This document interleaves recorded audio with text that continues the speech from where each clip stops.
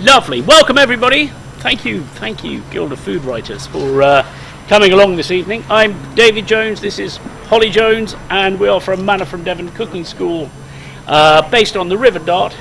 Hello Elizabeth, nice to see you again. Based on the River Dart down in South Devon, where we've been cooking with wood-fired ovens of various sorts for 8 or 9 or 10 years now, and certainly teaching classes with wood-fired ovens for 8 years. And as I'm sure you've noticed, they've sort of grown in their popularity over that period. So the idea this evening is that we're going to do a little bit of cooking, we're going to do a little bit of tasting, we're going to talk a little bit about wood-fired ovens in general and these in particular, and what we're cooking, and then we'll answer any and hopefully lots of questions. But when we started initially teaching wood-fired oven cooking classes, they were deeply unpopular. Nobody had any, and in our first year we sort of taught probably 20 people how to use a wood-fired oven, and then every year we've seen it sort of grow a little bit and a little bit and a little bit. And then the last 2 years, it's just kind of gone, for whatever reason, pretty stratospheric. And at the same time, when we first started, we were looking around for someone who manufactured wood-fired ovens in the UK. We couldn't find anybody, found it very difficult, and then we found somebody in the Midlands, but hardly anybody was doing it. And now there are lots and lots of people manufacturing wood-fired ovens in the UK and bringing them in from various other places. So if you now go online and look for a pizza oven or a wood-fired oven, you get bombarded with lots of different styles, lots of different types of wood-fired oven, and nobody knows which one they need and how they all differ. So we're going to talk a little bit about some of the different types of wood-fired ovens there are out there, and how they differ and how they operate differently. So we are using these two from Morso ovens. Morso are a Danish company, and for 150 years they just happily made cast wood-burning stoves on the island of Mors in Denmark, and they were happy doing that. Morso, M-O-R-S-O. Yes. The O's got a little swing through it, but I'm not quite sure what that does. So we'll just stick with Morso. I think it's a zoo. And they have a very famous. If you mention Morso to a lot of people, they say, "Oh, a squirrel! I've got a squirrel!" And it's a little wood-burning stove, fantastically popular wood-burning stove. Would you say that was little? Hmm? Would you count that as a little one? No, I wouldn't call that one a little one. Yeah. The squirrel is a little one. Okay.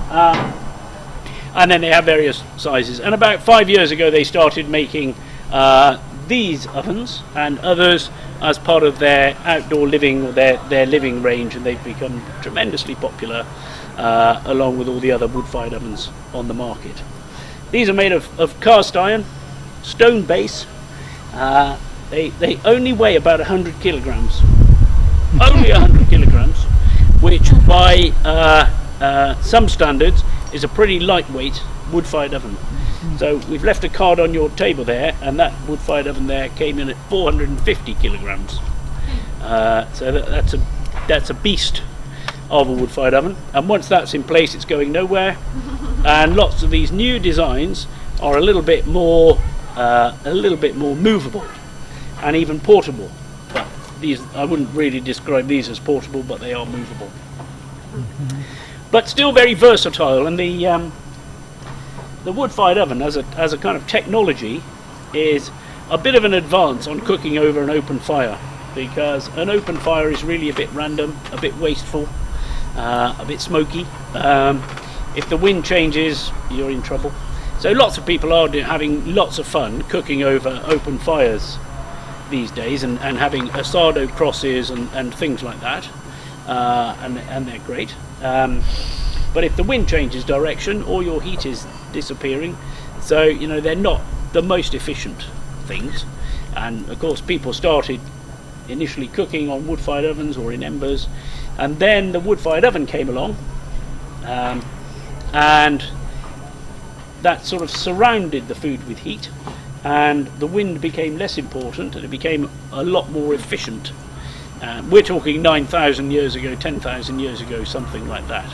At that time, this was a great advance in technology, and now we're kind of rediscovering it. So we are going back a step to rediscover this old technology, along with lots of other ways of cooking outdoors and with fire.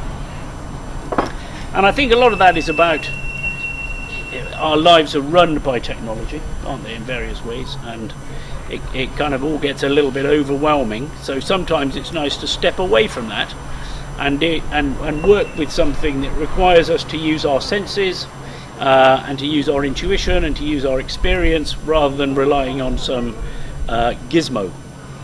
And it also means that we are in control. We're in control of the heat, we're in control of the fire. Our cooking succeeds or fails by our ability to control heat, and that sort of challenge is nice to have when we're all used to sort of turning up a little dial and expecting the oven to sort of do it for us. And the more you work with these, the more you become attuned to the heat and working with it and relaxing into accepting that you're in control. So the first major step that people have to get over when they get one of these things is understanding where the heat is coming from and the fact that they're in control of the heat and not vice versa. It's a very inexact science, and on courses we find engineers and accountants have great difficulty in computing this. What do you mean it will be ready when it's ready? So at the moment, Holly's cooking a little sauce in there. I've done us a little flatbread to go with that, and to do some baking in these ovens is a little bit challenging because these ovens don't have much in the way of stability, and the two things we need for baking are evenness and stability of heat. That gigantic thing on the card there, that has incredible stability. So if I heat that up, it is the most stable, most even, most beautiful baking oven. Where?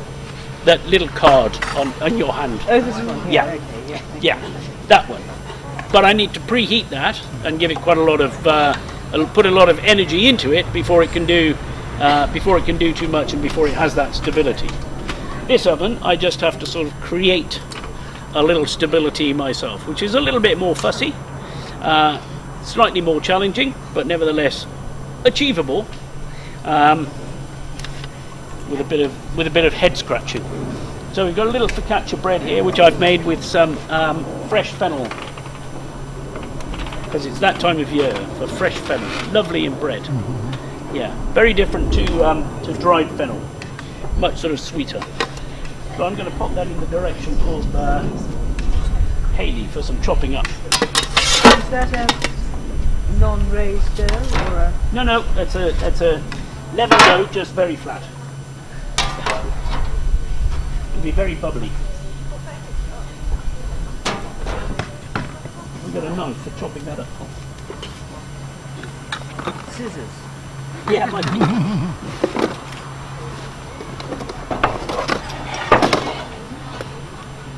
So we're doing a Messina sauce in here. I've just done a tomato base and then put in some capers and some green peppers, green olives rather, and then some sun-dried tomatoes, which we bring back from the El Pajares. We teach there twice a year, and their sun-dried tomatoes are really fabulous. They don't maybe look quite so fabulous, but they're full of flavour, and they rip them apart. The big tomatoes, rip them apart by hand, don't cut them to get a bigger surface area, sprinkle them with salt and leave them on the roof for a couple of days, and then they end up with this, which then keeps them going all winter. So a big hit of tomatoey flavour, or good if you're going on a bit of a hike and you want something to chew instead of gum. So we put some of that in. and then that's just been cooking quite slowly in the oven, just to kind of get the sauce going. And then we're just grilling, I don't know if you can see over the top of the oven, I put lots of little sticks on to grill the fish over the top. So we've got some monkfish from Brixham, and that's just been cut into little bits for you, and then that's going to just get grilled over the top and cooked in the sauce from the bottom. You got a little division between the flame and the... Say again, Elizabeth. You got a little division. Yes, this sticking is up. very high tech. This is. We found that if we don't keep the fire away, it can annoyingly go into your food, and then also what it's doing is making the flames go up and over. So it's a very high tech bent baking sheet. They haven't made one yet, so we're going to take the design to them and say, make these, they're essential. So David's got Mark 2 in his oven, and I've got Mark 1 in mine. So my baking sheets are dwindling. That's it. Not terribly.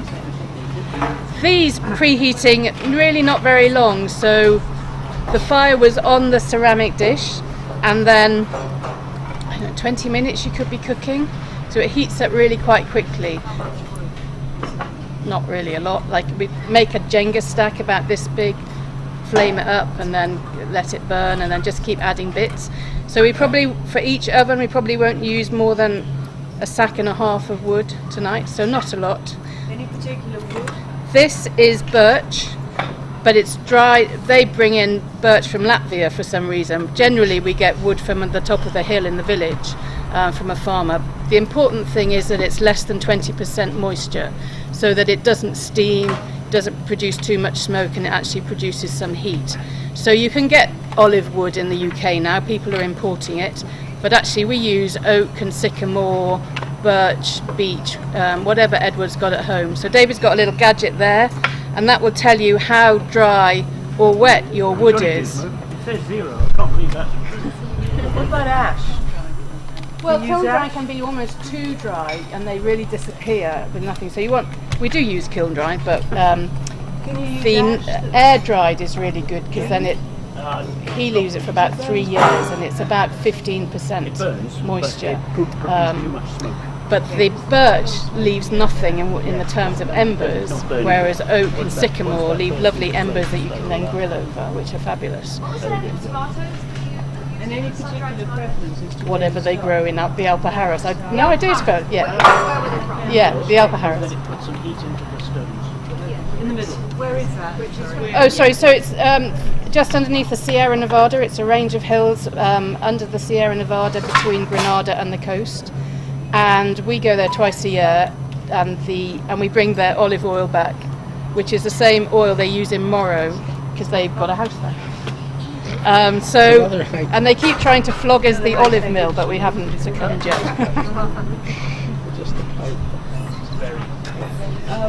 Where in the Alpujarras? A little village called Myrena, so about an hour from Orgiva.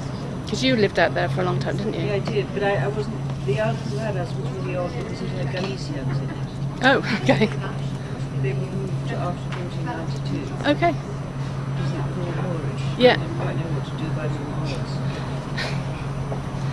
Yes, And they have fire festivals rather than water festivals. yes. They're So it's very really fond of a obvious firework. that It's because Andalusia has a water festival. Yes. Yeah, yeah. So they say come back in September for the flower festival, which really? it's not what Andalusia worries about. Yes. Yeah, and your land isn't any good unless it's got water on it, water rights. It's fascinating. Yeah, yeah. And use the bagpipes. Haven't heard bagpipes. Definitely That's haven't. alarming. Ask them next time. Yeah. It's delicious. So that's going to concentrate the heat behind the door, and also accelerate the flow of air into there. So we're going to it'll grill that fish a little more readily with the door, and you can see the flame now. Once that fire gets going, you probably can't see the flame from there, but it's licking over the top to give us a nice grilling effect. And I'm going to use this, which is a Tuscan grill, and I'm going to get this lovely and hot, and then put some lamb skewers on there.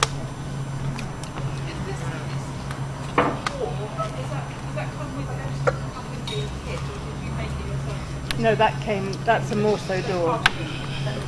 Yeah. Well, it's a bit like buying a car. You can buy the basic and then you have bits added on. So it's not our door, it's a Morso door, but you have to get it with it. I do have a Tuscan grill that I fashioned from a bent cooling rack. Yeah. There's almost nothing you can't make out of a piece of bent kitchen equipment. They melt though, don't they? They would do if I got it really hot. Yeah. Having tried it myself. Yeah. It would certainly bend. Yeah. Lovely. Do you make a sort of like an infusion with fennel seeds and the olive oil and then brush on the top? I just sort of sprinkled fennel underneath and dibbled out the bread and then sprinkled a little bit more on top. But we do make an infusion with that, with the fennel top sometimes. Lovely with fish. Yeah.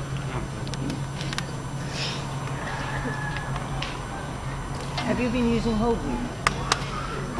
Not in this case. I do went sometimes. somewhere where whole wheat seemed to be the flavour of the month. Oh really? Down Yeah. in Cornwall, Devon, Okay. Coomscombe Farm. Do you know what I mean? Where? Sorry. Coomscombe Farm. No. Don't know. Anyway, whole wheat seems to be, and it's sort of got a beige flavour. Yeah. So is that starting to sizzle? Yeah. And they will just keep feeding it small bits. So with this oven, because it has no, it's really got no retained heat. It has no thermal mass that really retains heat. Then we have to keep the fire running all the time, or at least a bed of embers all the time, because that's where the heat comes from. With a traditional wood-fired oven, whether it be clay or brick or refractory concrete, you heat up the oven, and then the oven becomes its own heat source. So the entire oven becomes a 360 degree three-dimensional heating element, and anything you put into there is going to cook in the heat of the oven, although you might then add more fire to get to top the heat up. So when we're cooking pizzas, we want a kind of temperature of 450 or 500 degrees Celsius. No oven will give you that. That's got to be oven plus a nice big fire. But once a big oven is charged up with heat, it can retain that heat, and you can cook with it for hours and hours, or even days and days.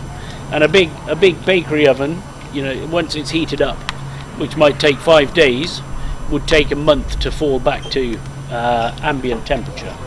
So that gives you incredible stability of heat. These don't give you stability of heat, but that shouldn't ever be too off-putting for anybody, because they are really very efficient, very simple to use, and probably will cook 90% of what people do at home, which is some pizza, some flatbreads, some steak, a little bit of fish, a kebab or something like that, rather than doing big, long, slow stews and things. Which we can do on the one on the card. We can put in oxtails and shoulders of lamb and leave them overnight, big vats of stock, even meringues, and then come back the next day, and they're fantastic, really good. In fact, we put an oxtail stew in one night after a course, thinking, we'll have that for dinner tomorrow. Had a crazy day the next day. We're in the office the day after that and thought, I haven't done that oxtail. And it was still in the oven, it was still warm, just very gently cooking, and it just was falling off the bones. But I think with the retained heat, you've got that heat, so you may as well use it. So if you're organised and got all these lovely traditional cuts, then you can just pack it full. It was traditional that the village cassoulets went into the bread oven at the weekend after the bread making was done. Yeah, it's like potato boulangère, isn't it? You take it to the baker's wife and she'd look after it for you. fabulous. And there are a variety of ways of taking the temperature. Men seem to be completely obsessed with gadgets, we found. And these gadgets are really good, so they get a little laser point, and that will tell you the temperature of where the laser goes, but only that bit. And then some come with the thermometers in there, which may or may not work, and they may or may not get completely blackened, and then you can't see what it is. So we've kind of come up with this way of telling the heat by shoving David's hand in. I don't think we invented it. No. It's the sort of traditional way of telling how hot your oven is just to put your hand into the oven and count and feel the heat on the back of your hand and feel how quickly it sort of starts to cook.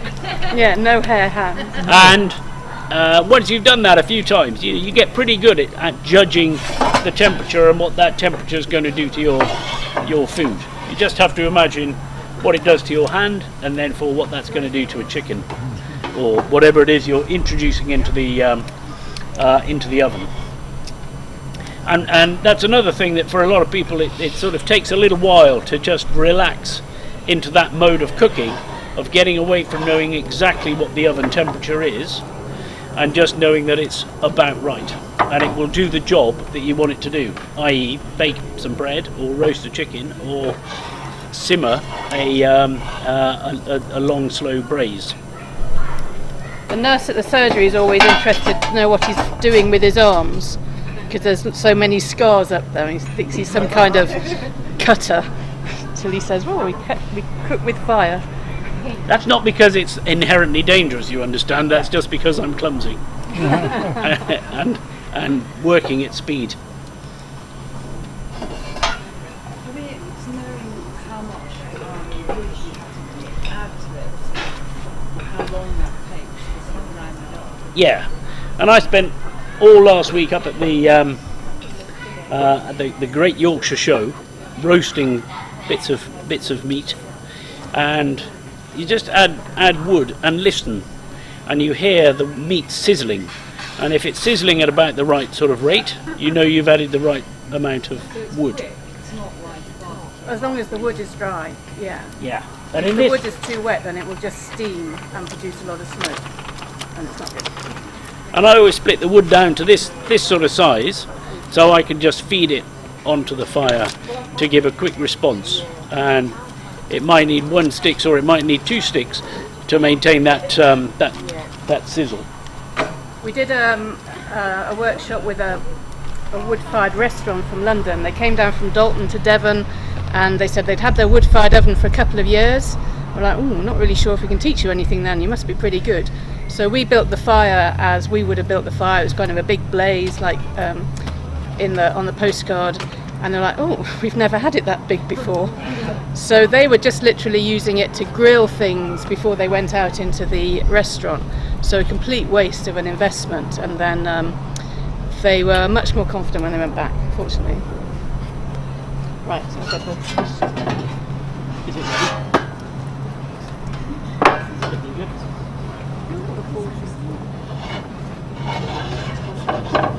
Interesting, there's no taste of smoke in the bread. Because people like the taste of smoke, don't they? Well, You want to use, I mean, would that be a failure? A little bit fired up? No, not at all. If we're cooking with just embers, then there shouldn't be too much smoke. Plus, it's being flued away. We'll get a little bit of smokiness from this for sure, because we're going to cook directly over the embers, and fat will drip on to the embers and burn, and then the meat will pick that up. So there'll be a bit more smokiness in this, and we can deliberately induce smokiness if we want to by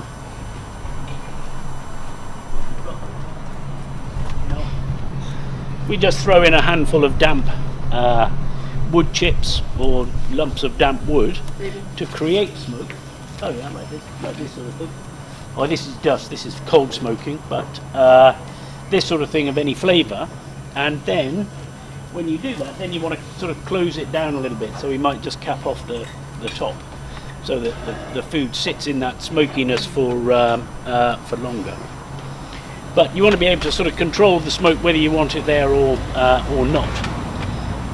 In this case, I'm making sure that this is nicely burnt down before I do any cooking on it, because I definitely don't want things to be cooking in flame, because that flame will just impart nasty sort of creosote flavours, and we don't want that. But I'm going to keep a flame going at the side, which is going to come over the top, and that's just going to keep the general heat of the oven up. So the meat will cook really quickly and stay beautifully moist.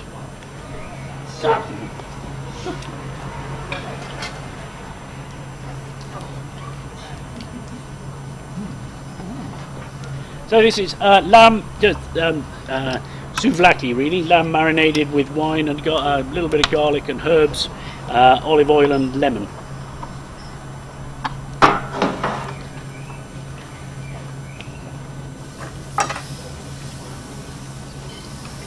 I didn't mean to do that. Yeah. What did you not mean to do? I meant to put a little bit of oil on the thing first. Putting it on without any oil. You preempted my question. We'll see what difference that makes in a minute, won't we? Fine. We love mistakes because we learn by them. Yeah.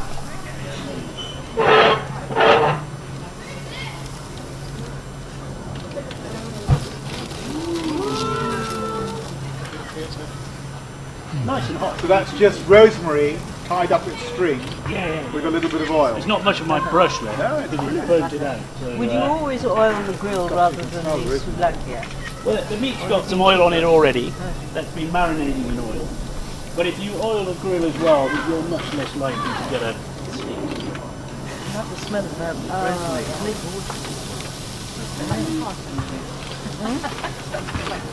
Does it? Apparently. I wouldn't know. I wouldn't know, but I've been told. I don't believe it.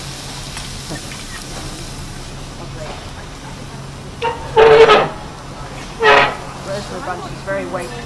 Very weighty catalogue. Yeah, very.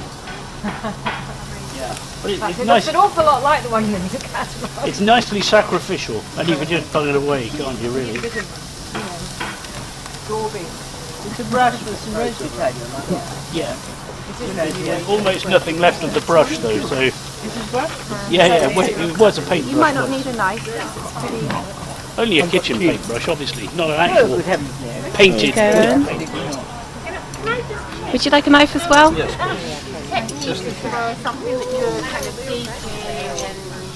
Yeah. No, this is a real kind of intense grilling heat. Yeah. Yeah. This is monthly. That will cook more slowly. Yeah. Yeah. Yeah. And you've got a little bit more control with that. So if you want to roast a piece of, a relatively big piece of joint, you can really control the heat pretty well with that setup. Whereas with this, it's kind of, all or nothing.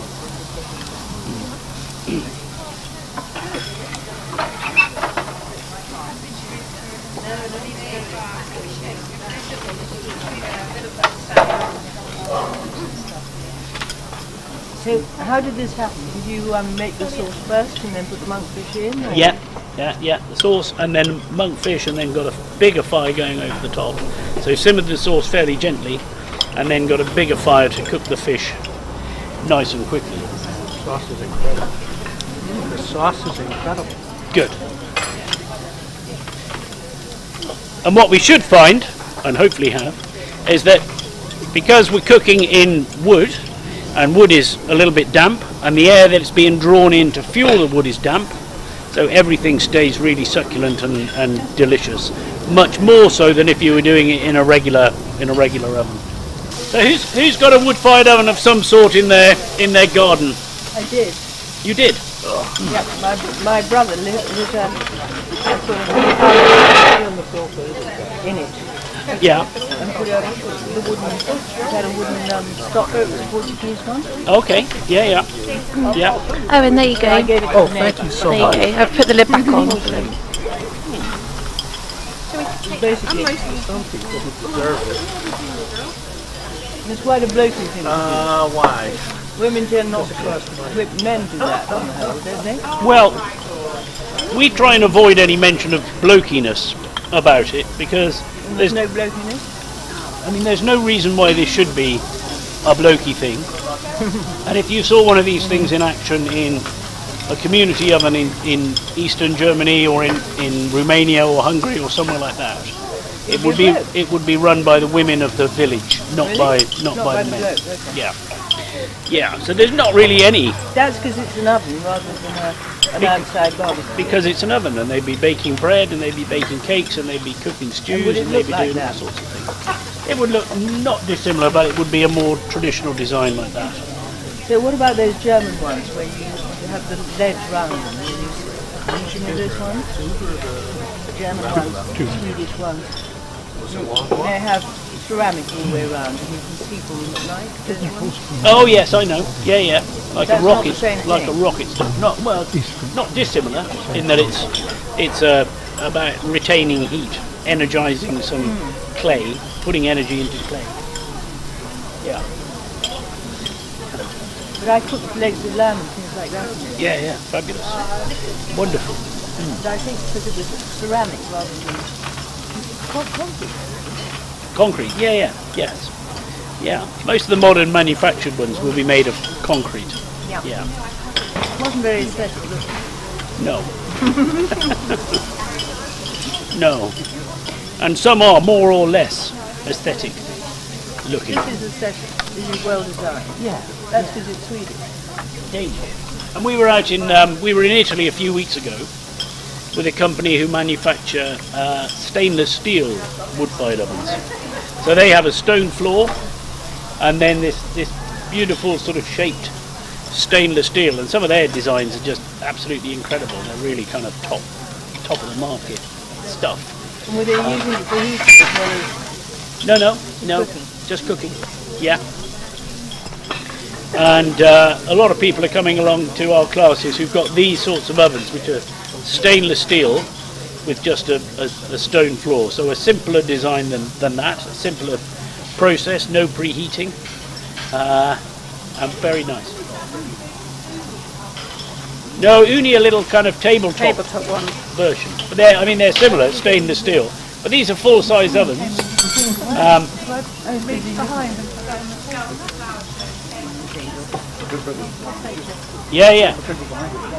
Yeah. So if you have your oven set up properly, then a pizza should be cooking in sort of 90 seconds, or somewhere between 1 and 2 minutes. Yeah.